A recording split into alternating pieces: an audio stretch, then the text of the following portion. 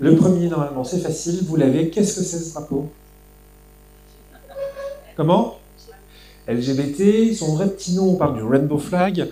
Normalement, vous le connaissez, il date de 79, c'est le drapeau de la marche des fiertés. Petite précision, quand il a été créé en 78, il avait 8 couleurs, hein, il en a perdu pour des raisons pratiques. Celui-ci, transidentité, bien.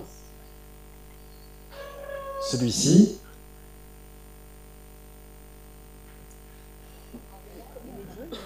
comment? Alors, on n'est pas loin des transidentités, on est sur genderqueer. Alors, pourquoi tout le monde a un drapeau? Ça, c'est une question qu'il faudrait poser aux activistes. Celui-ci. Hein? Non, c'est pas l'anneau vaginal. C'est pas un cockring. C'est pas le drapeau des femmes de cockring. Il s'agit du drapeau intersexe. Celui-ci. Comment? Oui, c'est le drapeau des lesbiennes. Et s'il change un peu les couleurs. Comment? HSH. Oui, en fait, c'est le drapeau de la fierté gay masculine. Alors, précision, le mot gay, hein, il est souvent utilisé aux États-Unis avec un sens large, homme, femme, alors qu'en France, il est un peu plus masculin. Mais comme du coup, les lesbiennes ont fait leur drapeau, les mecs ont voulu faire leur drapeau. 3 couleurs.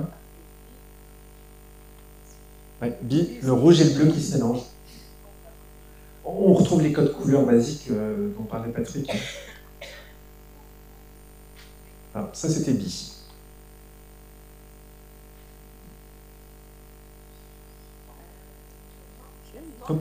Pan. Ah, il y a une logique, mais effectivement, c'est la fierté pansexuelle. Bien. Là, on avance sur... On a le gris qui apparaît.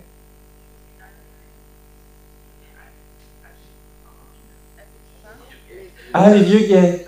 Je crois pas qu'il y a encore de drapeau pour les vieux gays. C'est la fierté asexuelle.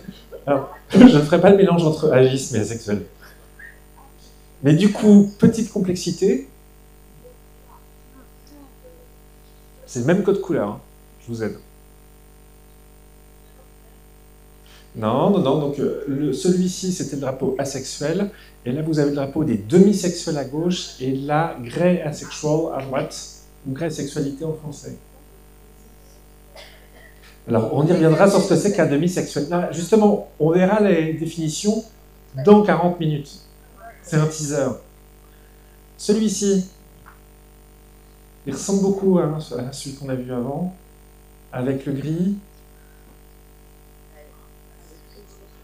Donc on avait gris et violet, c'était asexuel. Gris et vert, on est sur aromantique. Et donc du coup, si vous êtes malin, là vous les avez, ceux-là. Demi-romantique et grey romantique. Bien. Et donc celui-ci. Alors la totale, oui, on parle du diapo des fiertés LGBT, diapo inclusif des fiertés. Alors ce qu'il faut retenir, c'est que vous avez le Rainbow Flag historique, vous avez le drapeau transgenre, vous avez le drapeau intersexe, et vous avez 2 bandes marron et noir pour symboliser l'antiracisme. Et pareil, il y a eu quelques variantes, puisque intersexe n'était pas au début. Bon. Alors, dernier petit drapeau quand même.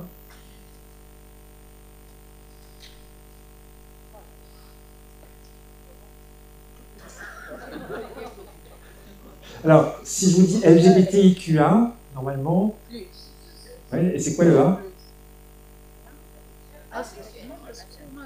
Alors, c'est LGBTIQQAA+, normalement. Donc, vous avez queer questioning, et dans les A, vous avez aussi allies. Et donc, c'est le drapeau des alliés. Voilà. Et j'en suis où dans le timing? Donc, sinon, je vous fais des petits bonus rapides. Ça, c'est le drapeau de la victoire de la lutte contre le sida. Et quand le sida aura disparu, on retirera la bande noire. Vous avez abrosexuel. C'est les personnes qui changent d'orientation de sexuelle de manière très régulière. Je vous ai mis les polygenres. Vous avez les demi-boys, demi-girls et demi-non-binaires. La fierté à genre. Et normalement, là, ça peut peut-être parler à quelques-uns. C'est le drapeau des Bears. Et celui-ci. Comment? Et celui-ci, c'est la communauté cuir. Merci.